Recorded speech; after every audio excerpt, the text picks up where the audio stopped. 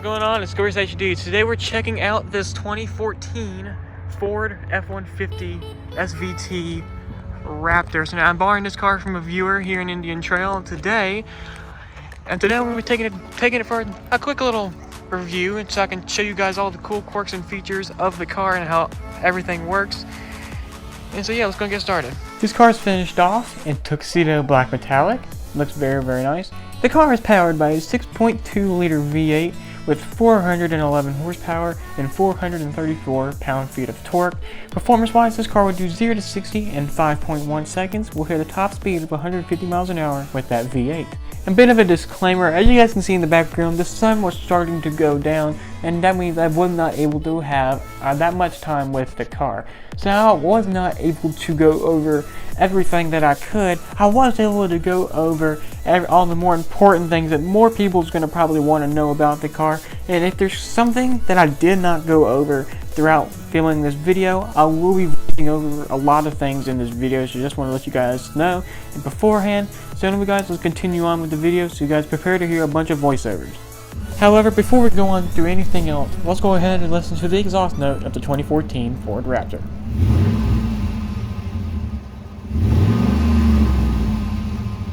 And if you guys look at the front of the truck, you guys will actually notice these three little lights on the front grille. Why those lights are there is because it was actually federal regulation that any car over 80 inches wide must be equipped with three little lights on the front grille and also on the back as well. And since this car is wider, it's more than 80 inches wide, it needs these three lights to follow that regulation. Now we're inside the interior of the 2014 Ford F150. So now if you've been inside of the 2000, like the first year of this car, then it's going to look very familiar. The steering wheel's basically the same. Everything's going to be pretty much the same. However, let's go and move on to the inside here. We go to the settings. You got all your different control settings. You got your system settings as well. You can actually change your language, the distance, and also you can actually change what the temperature is actually displayed as. Like you can change it from Fahrenheit to Celsius as well. You can actually make it, as you can see right now, it says 46 degrees Fahrenheit. I click Celsius, and then actually changes it to the 8 degrees Celsius. Here we got the system prompt value. So now, as you can see, whenever I adjust it, softer, it makes it say loud, softer, or softer and louder. Softer. That's kind of the same features as in the Nissan GTR as well. Then we could scroll through more of the settings. We go to voice control, and then here is where you actually have all your voice control settings, your interaction mode. You can change it from novice to advanced. You can also change the confirmation prompts. You can actually turn off and on the confirmation prompts, the media candidate list, phone candidate list, and voice control volume as well. Go back and I go down to media player. You can actually then adjust the autoplay. You can turn that on and off as well. You can even connect all your Bluetooth devices by pressing this button right here as well. And then we go down to navigation. And then here you can actually see all your different map options. You got your map preferences.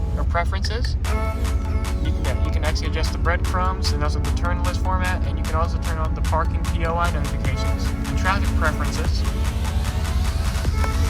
You can actually avoid all traffic problems as well. Traffic alert notifications, an accident map icon.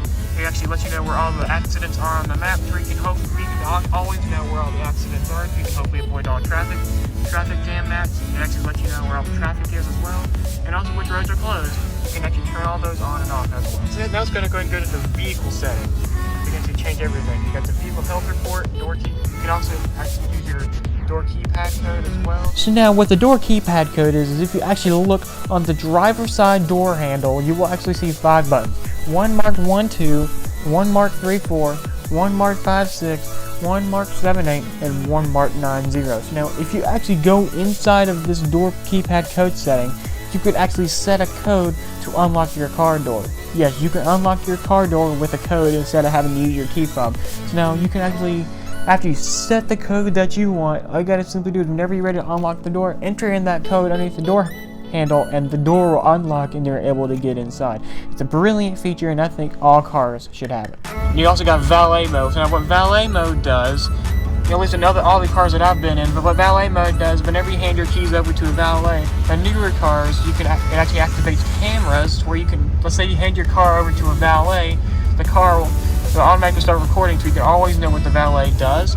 as well, and it also disables a bunch of things as well, so I'm actually not going to turn that on. The sound here is something really cool. You can actually adjust the bass and treble of the radio. So now, let's say if you want more bass and treble, you can actually adjust it by pressing these plus and minus buttons right here. So you can actually adjust it to positive treble and also negative treble as well as the mid-range. You can adjust that as well. I'm going to go push this back to where it was. And then you also got the treble as well. Display, so you can actually adjust it to actually set to auto dim, or you can turn that on and off as well. You can also turn it on day mode, which it actually makes it a little bit brighter. And if you turn it to night mode, it makes it a little bit darker.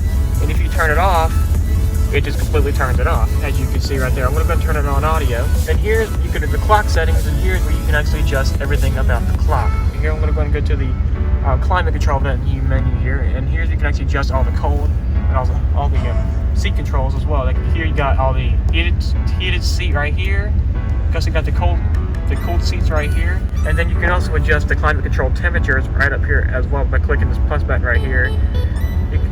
It works just like a regular climate control system, so I'm not going to go too much into that. And here's the fan speed. It works just like on a regular car. Click up and down to adjust the fan speed.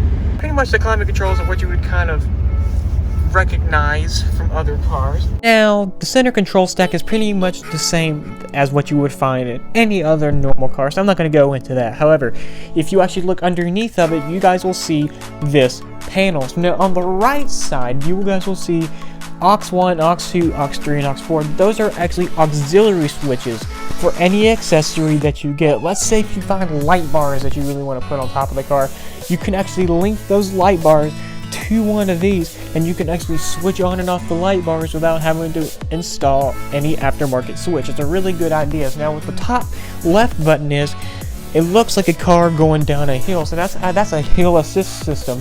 It helps you to where you don't have to ride the brake while you're going down the hill. It keeps you at a good safe speed where you can safely get down the hill slowly and easily. And so now with this button down here at the bottom left this is actually off-road mode, where you can actually put your car in off-road mode, and it backs up and it fixes a bunch of different settings on the car to make the car fit for off-roading. Now the gear lever inside of this car is really different from the 2009. So I've actually driven a 2009, and I've pretty much been used to this. I've pretty much been used to it being on the side. This one's down here. The thing is, it works just like a regular shifter. And you can also shift it manually as well by pressing the up and down buttons right down here. Let's go ahead and move on to the steering wheel. You also got the red 12 o'clock stitching right up here at the very top. The steering wheel, I love the leather that's built with. It's plastic here in the center, but it's leather on the outside, and it does feel really good. Plus the steering wheel is really big and bulky, so it makes it really comfortable. And of course, just like every other car, you got all your steering wheel controls as well. You got the volume buttons right here as well. You can actually adjust the volume from the steering wheel as right there. You can also change the radio stations from the steering wheel as well by pressing this button right here. You can also actually change the phone media by pressing this button right here as well. And then here's where you can actually hang up the phone. And then here's where you can actually scroll through everything inside. Let's say if I press OK, you can actually then see, as I press OK, you can actually adjust everything from there's a screen up here on the stage cluster. You can adjust everything from this as well. Like you can access the settings, the truck apps as well. So here's where you can actually check all your information and stuff. Like trailer disconnect, it actually lets you know like whenever you're off-roading, it actually lets you know what incline you're at, like what actual angle that you're at in degrees. You can turn off traction control, which I'm not going to do. You can also turn on off-road mode as well. You can also turn it on, as you can see, that's used for whenever you want to go down a hill. You can actually fix your speed and slow down a little bit faster when you're going down a hill. The climate control vents, they work like a regular car, so I'm not going to go through too much into those as well. Another thing I forgot to go over is actually this dial. If you look on the right side of the steering wheel, you guys see this dial. This dial actually adjusts a four-wheel drive system. And then here are the headlight controls. Turning it to the far off section, it actually brightens the gauges and makes them automatic for whatever time of day it is. So now, at night, these gauges, they get brighter and darker. So as you can see, as I turn them off, they're now dimmer. Switch it one more time, they're now brighter. Make it easy for you to see at night. And I did find something else that I did forget to mention inside of the review of this car. If you guys actually look on the steering wheel stock, if you guys look very carefully, you guys will actually see what looks like a camera with an F in it.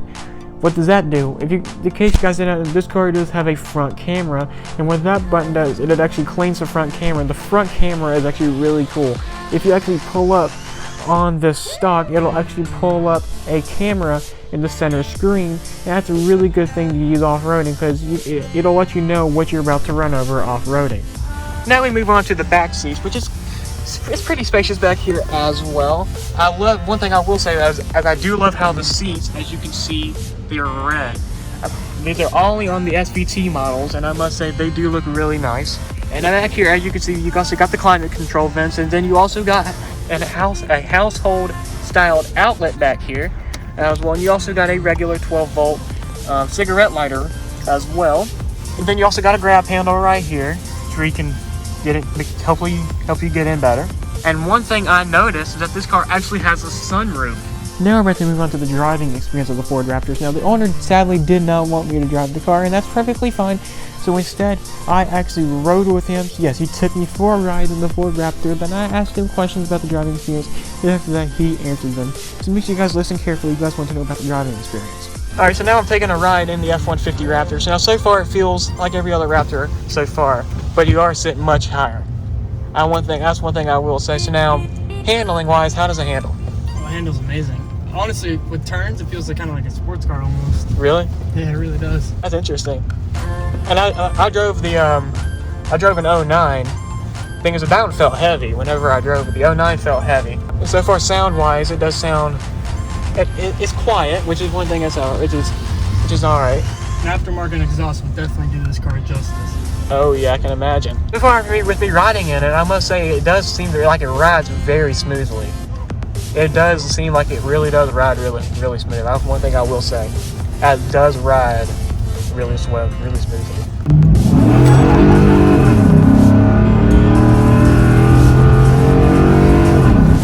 Wow! Oh, I love that sound it makes too. That's the intake. Wow! It's got a K&N aftermarket air filter. It's actually the only thing it has on this truck. Really? Wow, that's nice. It's a pretty quick truck to be. Oh my god, it really is. I wasn't expecting that. Wow. I'm gonna say that actually. Wow, that actually feels kind of like a C5 Corvette. That's almost as fast as a C5. Yeah. Holy cow! Wow, that's impressive. This thing is really interesting. Gas mileage is pretty bad gas mileage. I think it's like on average 12 miles per gallon. Now try shifting it manual. Let's see how it drives with the manual shift weight. Fourth gear, third gear. You won't really start hearing it until you get a second.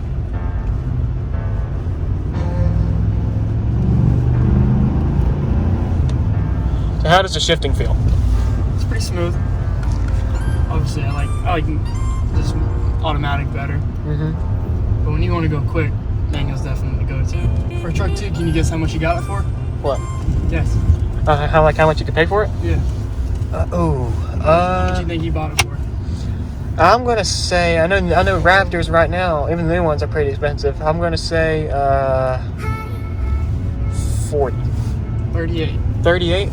Dang, I was close. You know how much you can sell it for right now with this car market? Like I'm gonna guess 45, 50. Easily, yeah. And so that's the 2014 Ford Raptor, and I must say for $38K, this is here to be an absolute bargain for what you get. Insanely loud exhaust, and also an insanely fun riding experience as well. And according to the owner, it must be really fun to drive as well. And so I would, if you guys had the money, I would definitely consider getting one of these for 38 grand because there's so much car for the money. Anyway, guys, if you guys did enjoy, please make sure you guys go hit that subscribe button, and also go subscribe to all my other YouTube channels and go follow me on all my social medias. Anyway, guys, that's the 2016 Ford Raptor, and peace out.